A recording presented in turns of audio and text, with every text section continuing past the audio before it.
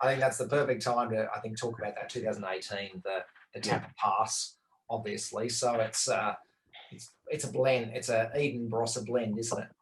Yeah. So what happened is, so what happened really is, I guess the Barossa is quite unique in its socio-economic settlement and then ongoing connections right through to our generation and Justine's generation.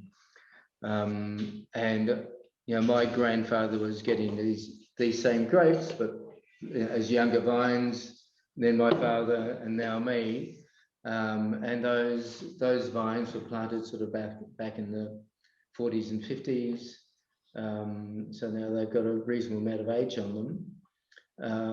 And I guess from that perspective, you're looking at flavours of the part of the Mount Lofty Ranges that is different to where we are with Hill of Grace and Mount Edelston. So we're in that sedimentary metamorphosed, that's the word I was looking for, metamorphosed silts that were laid down sort of in the seabed bottom part of the continent, metamorphosed under enormous pressures about 500 million years ago, and then tilted up into the Mount Lofty Ranges. But there's a part of the Mount Lofty Ranges on the western side that has a limestone ridge running along, and there's still discussion about the origin of that, whether it was reefs or whether it was just calcareous formation. And that's where my great uncle Julius obtained his marble for carving the angels in the cemetery and the War Memorial in North Terrace, for example, his most famous work. But the vineyards that are on that produce a totally different flavour. So when you smell and taste Tappa Pass, you see the blue fruits. It's not the spicy sage characters of Mount Edelston or the pepper. It's much more sort of floral and pretty, and those blue fruits really dominate. What's interesting was that we had two vineyards. We had one vineyard which is at Tappa Pass, right on top of this limestone and red clay loam over the top, and that's sort of like a terra rossa overlooking the Barossa, and that soil is just quite extraordinary, and really beautiful flavours. And it's basically on a north-facing slope, and there's really beautiful red soil.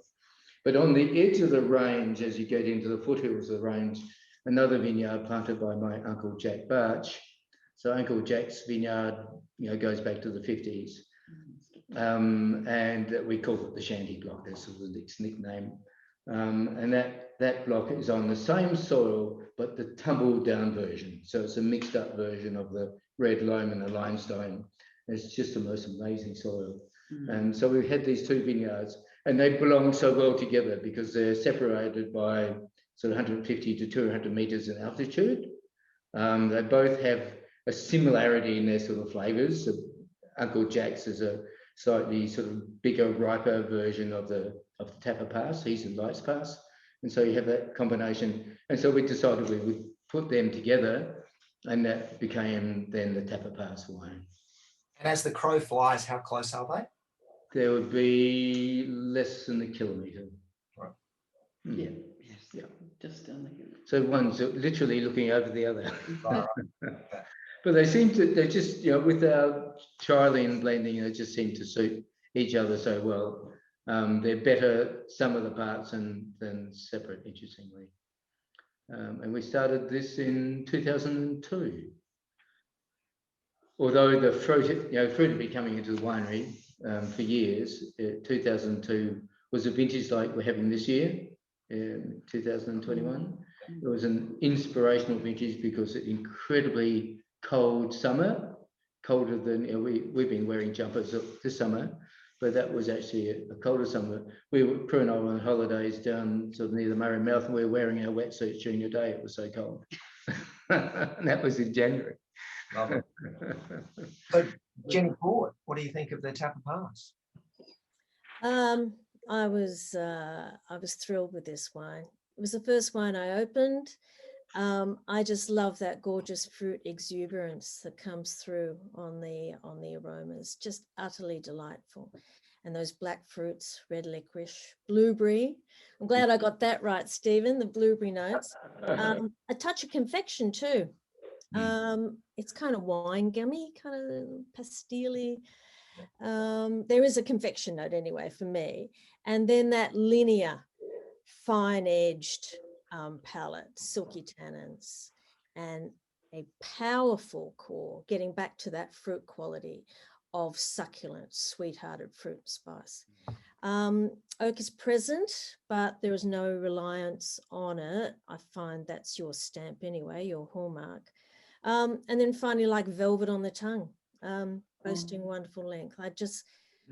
It's just one of those wines you want to cuddle and you want to have more than one glass, which is always a good sign. No, thank you. There's lovely words, lovely description. How about you, Andrea? Yeah, I have many similar comments to Jenny. Certainly a fuller, richer body, which you expect, particularly with some Barossa in the mix there. So, and your comments, Stephen, about where the vineyards are, that makes a lot of sense in terms of the power that you see in this wine. Lots of beautiful dark cherry, blackberry fruit alongside some of those blue fruit notes. But beautifully balanced. And to Jenny's point, I think the oak is there, but it's in check, which I think is the Henschke signature as well. Just wonderful elongated palate and allowing the fruit to shine through. Yeah, thank you. Mr. Kirkovich? Yeah, I would agree with both Jenny and Andrea there. For me, it's really the lusciousness of the blue fruits, the blueberries, the boysenberry, underscored by that really rich and dense notes of blackberries, black cherries, leading into some plum skin. There is that, for me, there was that edginess to the fruit, which is very typical of Barossa. But then it's that luscious velvet tannin structure, the way the oak supports that for me, which it's just such a harmonious wine. And that length in the palate is just wonderful. Really is, the tail length of the flavour is really fantastic. And for me, when a wine is fantastic, it's the way it finishes on the palate. There's no bitterness, there's no excessive sweetness. It's just a wonderful experience from entry all the way through to the end. It's a wonderful wine. Thank you. Melissa?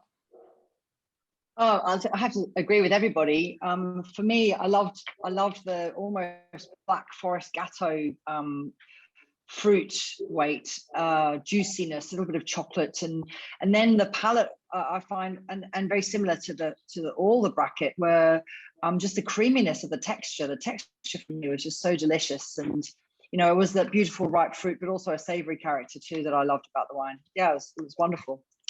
I mean, I think that it has a really important, we're talking about this fleshy kind of ripe style. It's a fleshy ripe style for Henschke rather than it being a fleshy ripe style for the Barossa.